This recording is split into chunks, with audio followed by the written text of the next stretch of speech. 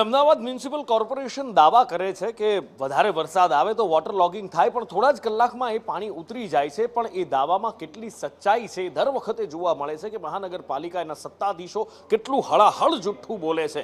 ગઈકાલે રાત્રે અમદાવાદમાં વરસાદ પડ્યો હતો, સવાર પડ્યા સુધી પણ એ પાણી હજી ઓસર્યા નથી કેટલાક વિસ્તારની અંદર, ને જેમાંથી એક છે સીટીએમ વિસ્તાર. રાતનો પડેલો વરસાદ પણ હજી સુધી સવાર પડી ગઈ, પણ તેમ છતાં પણ વરસાદી પાણી ઉતર્યા નહોતા. સ્કૂલમાં વરસાદી પાણી ભરાયા હતા, સ્કૂલ બંધ કરવી પડી, બાળકોનું ભણવાનું બગડ્યું હતું.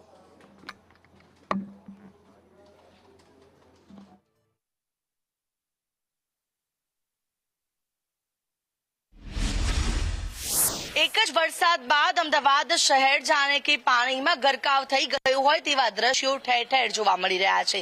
સીટીએમ એક્સપ્રેસ હાઈવે પાસે આવેલ કેટલીક સોસાયટીઓ અંદરના દ્રશ્યો જોઈ શકાય છે કે ઘરોની અંદર પણ ઘૂંટણસમાં પાણી ભરાઈ ગયા છે. અહીંયાથી અવર જવર કરવી પણ એટલી મુશ્કેલ બની રહી છે કે લોકો પોતાની ઘરની બહાર નીકળે તો કઈ રીતે નીકળી શકે, કારણ કે આ હદે વરસાદી પાણી અહીંયા ભરાયેલા છે.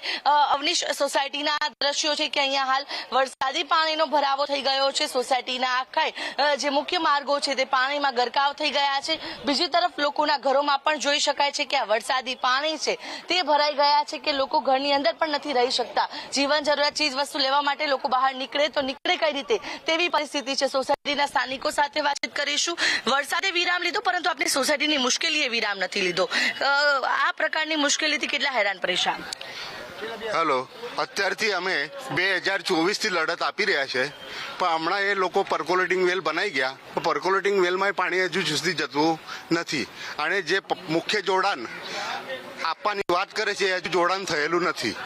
અને સોસાયટીના સભ્યોને લોકોના ઘરમાં પાણી આવી ગયા છે, બહુ મુશ્કેલી પડી રહી છે. અચ્છા, કેટલી મુશ્કેલી સર્જાય છે? અવર જવર નથી કરી શકતા. સિનિયર સિટીઝનને તો ખાસ વધારે હાલાકી.